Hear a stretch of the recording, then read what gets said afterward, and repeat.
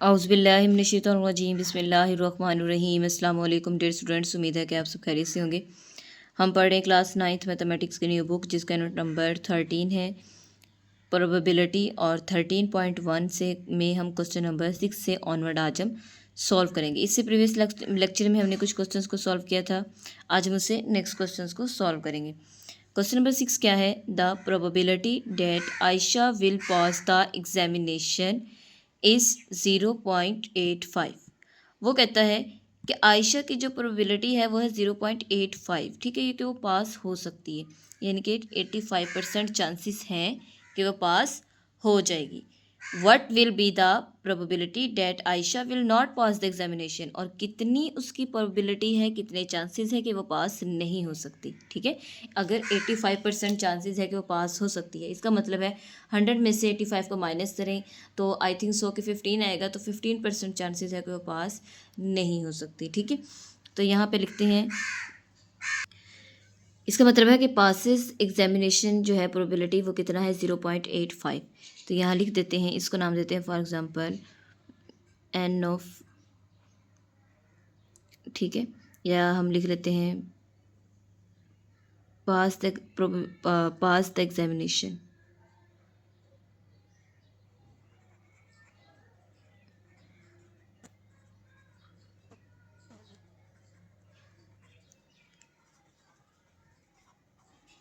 वो कितना है 0.85, ठीक है।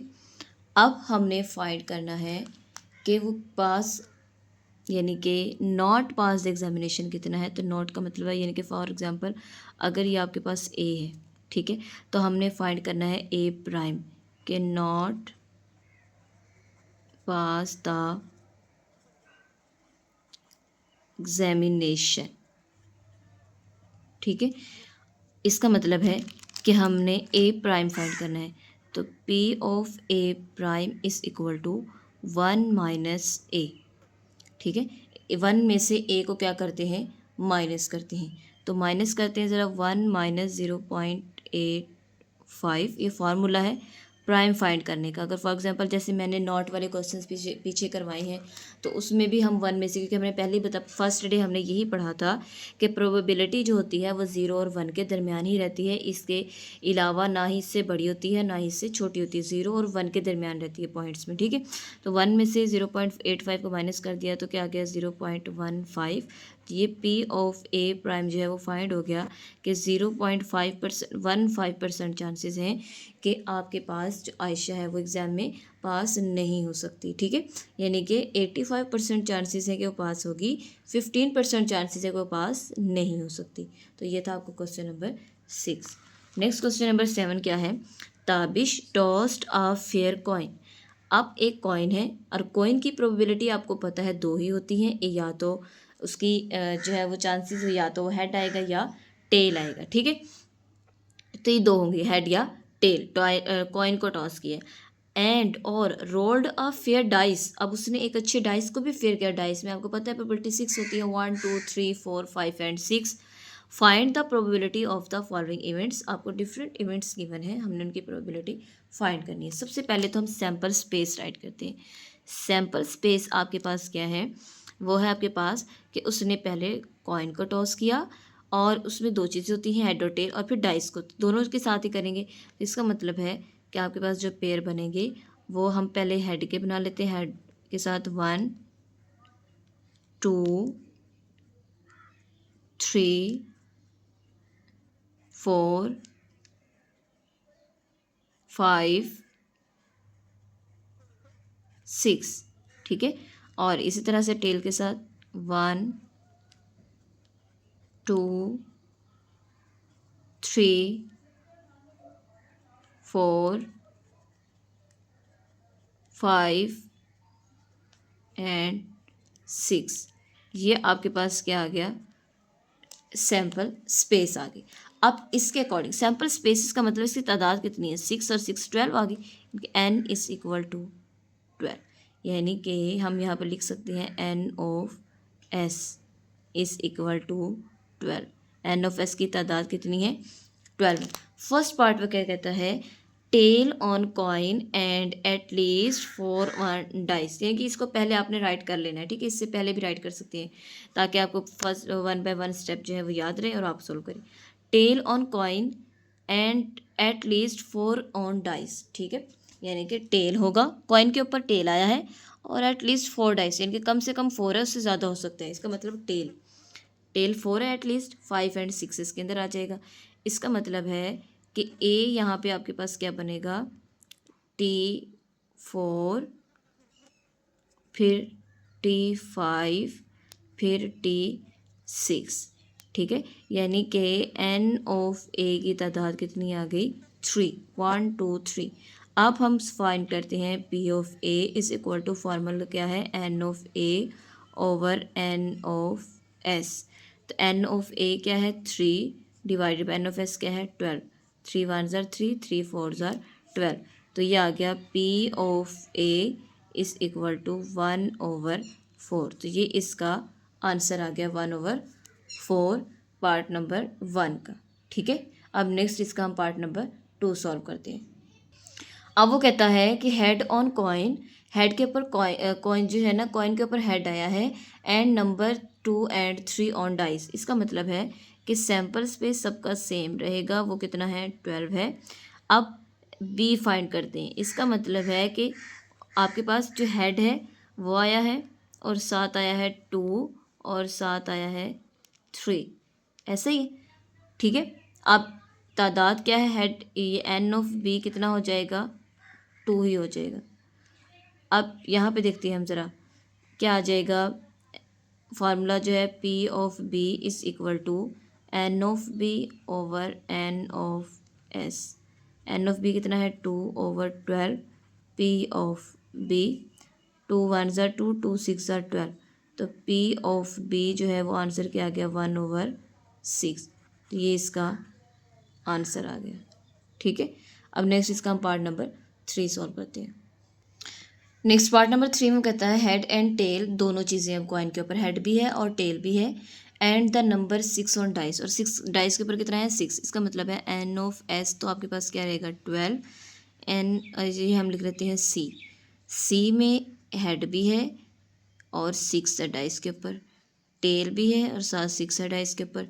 इसका मतलब है एन ऑफ सी कितना आ गया 2। तो फार्मूला क्या बनेगा P of C is equal to N of C over N, और ये एन ऑफ एस। तो एन ऑफ सी कितना है 2, एन ऑफ एस कितना है 12। तो ये आ जाएगा P of C is equal to 1 ज़ार 2, 2 6 ज़ार 12। तो ये पी ऑफ सी क्या आंसर आ गया 1/6। तो ये इस पार्ट का आंसर आ गया आपके पास, ठीक है। इंतहा ईजी है, जस्ट आपने इस चीज़ को समझना है। हेड भी है टेल भी है और डाइस के ऊपर 6 है, तो एक दफ़ा हेड के साथ 6 टेल के साथ 6, क्योंकि हेड और टेल दोनों है, तो दो तादाद कितनी 2 है, तो उसके अकॉर्डिंग उसको सॉल्व कर दिया। नेक्स्ट इसका पार्ट नंबर 4। पार्ट नंबर 4 है नॉट टेल ऑन कॉइन। इसका मतलब है कि कॉइन पर टेल नहीं है and the number 5 on dice, ठीक है। यानी कि कहने का मकसद ये है कि टेल और साथ नंबर जो 5 है वो इसमें मौजूद नहीं है, बाकी नंबर इसमें मौजूद हैं। तो एन ऑफ एस आपको पता है कितना है 12। इसको नाम देते हैं डी का, ठीक है। डी का नाम देते हैं क्या है, not tail and number 5 on dice, ठीक है। तो इसका मतलब है कि वो क्या है आपके पास टी और 5 ये है, यानी कि एक है, यानी कि एन ऑफ डी कितना आ गया 1, ठीक है। अब अगर एन ऑफ डी 1 है, यानी कि इसको उसमें से निकाल देना है। किस में से निकाल देना है, टोटल तादाद में से। तो बाकी एन ऑफ डी कितना रह जाएगा, उसकी जो तादाद है वो कितनी रह जाएगी 11। इसको निकाल देना है, बाकी जो रह जाएंगे वो कितने रह जाएंगे 11। इसका मतलब है पी ऑफ डी बराबर है N of D over N of S. तो ये आ जाएगा एन ऑफ डी कितना आ जाएगा 11, एन ऑफ एस कितना आ जाएगा 12। तो ये पी ऑफ डी जो है वो क्या आ गया 11/12। तो ये इसका आंसर आ गया, ठीक है, यानी कि जो नॉट वाली चीज़ होती है ना उसको उसमें से निकाल देना होता है, यानी कि वो चीज़ उसमें इंक्लूड नहीं है, बाकी जितने भी सारे नंबर्स हैं वो इंक्लूड है। तो जब 12 है टोटल तो उसमें से ये नॉट, टेल और 5 वाला निकाल दिया तो बाकी कितने रह गए 11। जैसे देखें इधर, अब टेल और 5 ये निकाल दिया तो बाकी काउंट कर लें 1 2 3 4 5 6 7 8 9 10 11। एक निकल गया क्योंकि ये नहीं है, बाकी 11 है तो वो हमने राइट कर दिए। ठीक है, नेक्स्ट इसका हम पार्ट नंबर 5 सॉल्व करते हैं।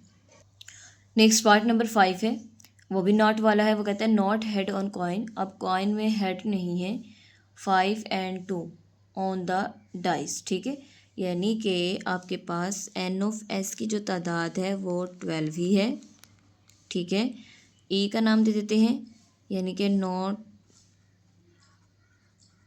हेड और 5 एंड 2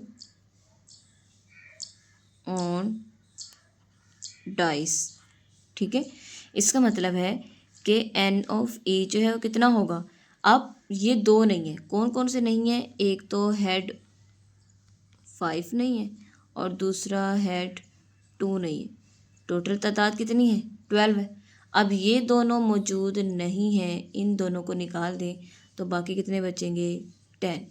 इसका मतलब है कि पी ऑफ ई जो है वो बराबर आ जाएगा, प्राइम का नाम दे दें इसको। ठीक है, तो वो आ जाएगा आपके पास N of E over N of S. N of E कितना आ गया 10/12। इसको कट कर लें, 2 5 ज़ार 10, 2 6 ज़ार 12 डिवाइडेड बाई 2। तो ये आ जाएगा पी ऑफ ई बराबर है जी 5/6। तो ये इसका आंसर आ गया। ठीक है, नॉट का जो चीज़ें होंगी वो उसमें से निकाल देंगे, बाकी जो चीज़ होगी उसको ऐड सॉल्व कर देंगे तो आपका ये आंसर आएगा। ये था आपका क्वेश्चन नंबर 7 जिसके डिफरेंट इवेंट्स दिए हुए थे और हमने उन इवेंट्स के अकॉर्डिंग अपनी प्रोबेबिलिटी फाइंड कर ली। अब नेक्स्ट हम क्वेश्चन नंबर 8 सॉल्व करते हैं। नेक्स्ट क्वेश्चन नंबर 8 है, अ card is selected at random from a well shuffled pack of 52 playing cards. What will be the probability of selecting. जो आपको पार्ट्स दिए हुए हैं उनकी आपने प्रोबेबिलिटी फाइंड करनी है और आपको ये डिफरेंट 52 कार्ड्स दिए गए हैं। जैसे ये हम खेलते हैं जो है वो ताश वगैरह जो है हम खेलते हैं, इसको हम कार्ड्स कहते हैं, प्लेइंग कार्ड्स। ठीक है, सबसे पहले तो हम इसका देखते हैं कि इसका टेबल किस तरह का होता है, इसमें क्या क्या चीज़ें गिवन होती है, फिर हम इस क्वेश्चन को सॉल्व करेंगे। तो देखिए ज़रा, कार्ड आपको टेबल्स दिया हुआ है, इसमें टोटल जो है वो 52 कार्ड्स होते हैं, 4 सूट्स होते हैं। इसका मतलब है कि वो कौन कौन से हैं, मीन्स डैट कि 13 यानी कि 13 कार्ड्स होते हैं। हर इसमें 13 कार्ड्स होते हैं, स्पेड्स के होते हैं ब्लैक, 13 क्लब के होते हैं, 13 हार्ट्स के होते हैं और 13 ही डायमंड के होते हैं। ठीक है, अब करना क्या है, अब देखें 13 कार्ड इनके टोटल 13 कार्ड्स होते हैं। 13 कार्ड्स इतने हैं, 13 कार्ड क्लब के हैं, 13 कार्ड हार्ट्स के हैं और 13 कार्ड ही डायमंड्स के हैं। ठीक है, अब इसमें है क्या, इन 13 कार्ड में एक आपके पास 4 कार्ड्स ये जो हैं वो लाजमी होते हैं। ठीक है, हर हिस्से में 4 कार्ड्स ये वाले लाजमी आते हैं, यानी कि स्पेड्स के पास भी एक किंग का होगा, एक क्वीन का, एक जैक का और एक एग का। ठीक है, इस तरह से अब टोटल देखें तो देखिए किंग के 4 कार्ड होते हैं इसके अंदर, 4 ही क्वीन के कार्ड होते हैं, 4 ही जैक के कार्ड होते हैं, 4 ही एग के कार्ड होते हैं। मतलब कि 52 कार्ड्स में 4 कार्ड्स आपके किंग के हैं, 4 आपके क्वीन के हैं, 4 जैक के और 4 ही एग के हैं। ठीक है, तो ये डिफरेंट कार्ड्स आपको दिए, इसके अकॉर्डिंग हमने इसको सॉल्व करना है। तो पहले कहता है कि आपने जो प्रोबेबिलिटी फाइंड करनी है वो किसकी फाइंड करनी है, क्वीन की फाइंड करनी है। अब आपको मैंने पहले ही दिखा दिया कि इसमें टोटल जो एन ऑफ एस प्रोबेबिलिटी है वो कितनी है जी 52। टोटल कार्ड्स कितने हैं 52। हमने क्वीन की फाइंड करनी है, क्वीन के कितने होते हैं, 1 2 3 4 4 होते हैं। इसका मतलब है इसको नाम देते हैं ए का। ठीक है, यानी कि क्वीन। तो एन ऑफ ए कितना हो गया टोटल 4। तो P of A is equal to N of A over N of S. N of A क्या है 4/52 is equal to P of A. 4 1 ज़ार 4, 4 1 ज़ार 4, 4 3 ज़ार 12। तो ये आ गया P of A is equal to 1/13। तो ये इसका आंसर आ गया पार्ट नंबर 1 का। ठीक है, इसी तरह से वो कहता है नेक्स्ट पार्ट में, नाइदर अ क्वीन और नॉर अ जैक। यानी कि ना ही क्यूइन वाली लाइन है 4 कार्ड और ना ही जैक वाले चारों कार्ड है। तो जब 4 ये वाले कार्ड और 4 ये कार्ड, 8 कार्ड निकल गए, तो बाकी 4 ये और 4 ये कितने कार्ड रह गए? 8 रह गए ना। यानी कि ये दो तो कार्ड निकल गया 8, तो इसके मतलब ये टोटल कितने रह गए? 8 रह गए। ठीक है। नेक्स्ट पार्ट है neither a queen nor a jack. ठीक है। इसमें क्या है कि एन ऑफ एस जो है की तादाद कितनी है? 52। अब इसमें ना ही क्यूइन के कार्ड है ना ही जैक के कार्ड है। इसका मतलब है इसको नाम देते हैं बी का। ठीक है। नॉर अ क्यूइन और nor a Jack.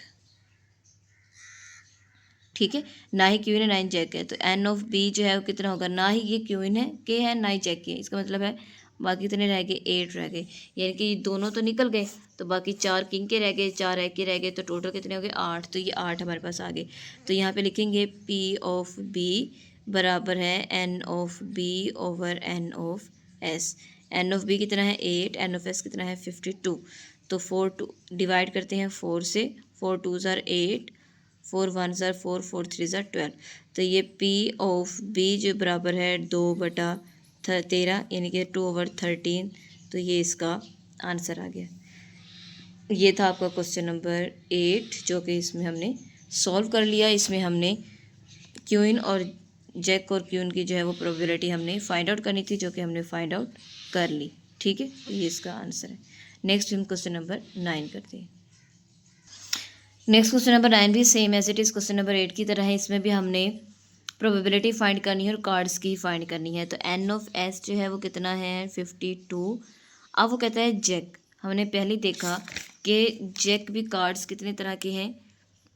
King Jack भी कितने हैं? 4, 1 2 3 4। तो हमने जैक की प्रोबेबिलिटी फाइंड करनी है। तो देखें ज़रा, ए कितना होगा? ए क्या है? जैक, यानी कि एन ऑफ ए बराबर है 4। तो ये आ जाएगा P of A is equal to N of A over N of S. ठीक है। तो एन ऑफ ए कितना है? 4/52। 4 1 ज़ार 4, 4 1 ज़ार 4, 4 2 ज़ार 4 3 ज़ार 12। तो ये आ जाएगा पी ऑफ ए। तो पी ऑफ ए बराबर है 1/13। ये इसका आंसर आ गया। ठीक है। जस्ट हमने इसमें इसकी प्रोबेबिलिटी फाइंड करनी थी जैक की। अब एन ऑफ एस इसमें कितना है? 52। सेम ही रहेगा, सैम्पल स्पेस चेंज नहीं होगी। अब इसको नाम देते हैं बी का, यानी कि नो डायमंड। डायमंड नहीं है। टोटल कार्ड्स कितने हैं? 52। ठीक है। अब कार्ड्स की बात आ गई। पहले किंग जैक वगैरह तो हम 4 लेके, अब कार्ड्स को देखेंगे। कार्ड्स के अकॉर्डिंग देखें, डायमंड के 13 कार्ड्स नहीं है, इसका मतलब है ये 13 कार्ड्स निकल गए। बाकी कितने रह गए? 13 13 13। 13 में 13 को प्लस किया 26, 26 में 13 को प्लस किया तो क्या आ गया? 39। इसका मतलब है कि 39 जो है वो टोटल रह गए। नो डायमंड, इसका मतलब है कि डायमंड के कितने कार्ड्स थे? 13 cards. N of B prime, यानी कि जो रह गए हैं, बाकी जो रह गए हैं वो कितने हैं? वो आ गया जी 39। तो यहाँ पे पी ऑफ बी प्राइम हम फाइंड कर रहे हैं। जब हम नोट की बात, नोट का क्वेश्चन आए ना, तो आप प्राइम लगा दिया करें, ताकि आइडिया हो जाए कि आप नोट वाला क्वेश्चन जो सॉल्व कर रहे हैं। ठीक है। आंसर में प्राइम लगा दिया करें। तो N of B over N of S. ठीक है। तो एन ऑफ बी क्या आ गया? प्राइम जो है 39/52 पी ऑफ बी प्राइम। तो ये आ गया। ज़रा सॉल्व कर लें 3 के टेबल पर। 3 1 ज़ार 3, 3 3 ज़ार 9, 3 1 ज़ार 3, और यहाँ से कैरी चला जाएगा 2। अच्छा, इसको हम 3 पे डिवाइड नहीं करते, हम डायरेक्ट इसको किस पे डिवाइड कर देते हैं? 13 पर। ठीक है। 13 से डिवाइड करेंगे। 13 3 ज़ार 39, 13 4 ज़ार 52। इसका मतलब है क्या आंसर आ गया? 3/4। तो पी ऑफ बी प्राइम का जो आंसर है वो क्या आ गया? 3/4। अगर हम इसको 3 पे भी डिवाइड करते हैं तो ये जो है डिवाइड नहीं होगा, तो हम डायरेक्ट इसको 13 पर ही डिवाइड कर देते हैं। 13 3 ज़ार 39, 13 4 ज़ार 52। ठीक है। तो ये इसका आंसर आ गया। ये था क्वेश्चन नंबर 9 के दो पार्ट्स जो हमने सॉल्व कर लिए। होप्स हो कि आपको लेक्चर की अच्छे से समझ आ गई होगी। अगर आप मेरे चैनल पर न्यू हैं तो वीडियो को लाइक करें, चैनल को सब्सक्राइब करें, ज़्यादा से ज़्यादा फ्रेंड्स में शेयर करें और बेल आइकन को प्रेस कर लें ताकि हर आने वाली वीडियो आपको टाइमली मिलती रहे। अपना ख्याल रखिएगा। अल्लाह हाफिज़।